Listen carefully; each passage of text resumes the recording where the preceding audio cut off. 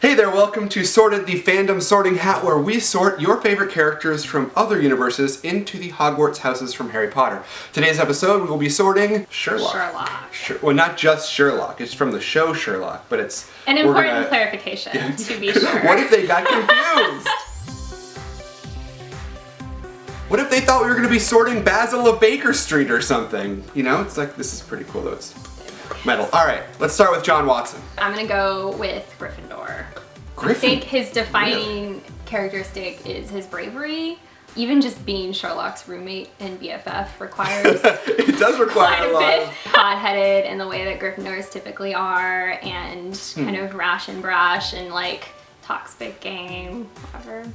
In my mind, John is a Hufflepuff. Couple reasons. First of all, what a cuddly bear he is. He's so with his sweaters. He is quite cuddly. He's a cuddle, and that's a Hufflepuff trait. It's in the books, look it up. His defining characteristic is his loyalty, because no matter how crazy Sherlock gets, John's always right there with him. Even when, you know, but would a Hufflepuff just like pick up a gun and freaking shoot somebody?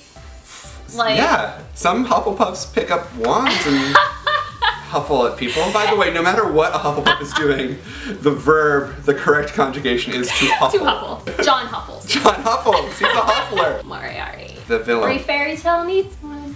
Jim is a Hufflepuff because... No, I'm sorry. Alright, I think Moriarty is quite obviously a Slytherin because he is super ambitious. Is he super cunning. It's textual in the show, like it's textually evil? Explicitly stated that he doesn't want money or power. He's not ambitious for money or power, so like he doesn't want power in that way.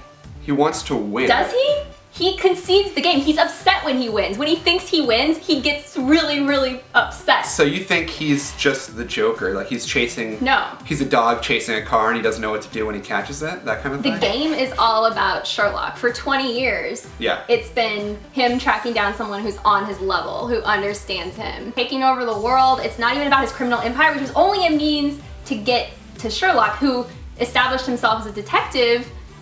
So he became a criminal. His entire life is in relation to Sherlock, which is why I think that we have to sort Sherlock to find out where Moriarty is. Okay. Because he would go where Sherlock went. However, I will say I think Moriarty is more inclined towards Ravenclaw than Slytherin because he's not ambitious in that way. I think Sherlock is much more ambitious for money and power and acclaim. And that's why I think Sherlock's a Slytherin. Whoa, we just skipped right.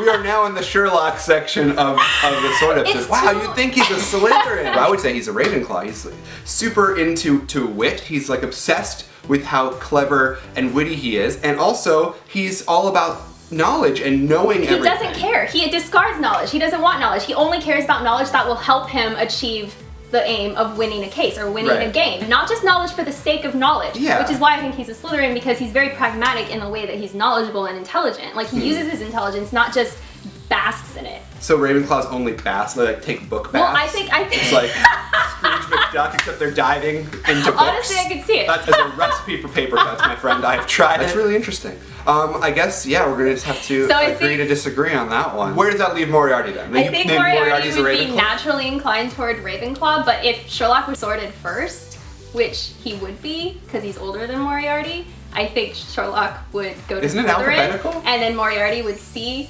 Sherlock go to Slytherin, and he would go to Slytherin too. My gosh. Because they're two so non-ordinary characters, like they're extraordinary. They can't really fit into those boxes. Yeah, they're very, very complex characters. You know? But this is a show about Hufflepuffs and Ravenclaws, which is kind of, that's an interesting thought, that Sherlock is... The ordinary people.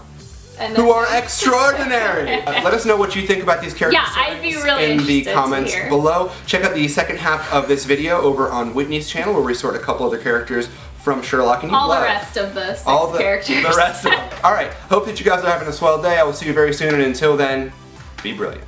She's a Slytherin. Really? She's most definitely a Slytherin. One of, I think, the most skilled Slytherins.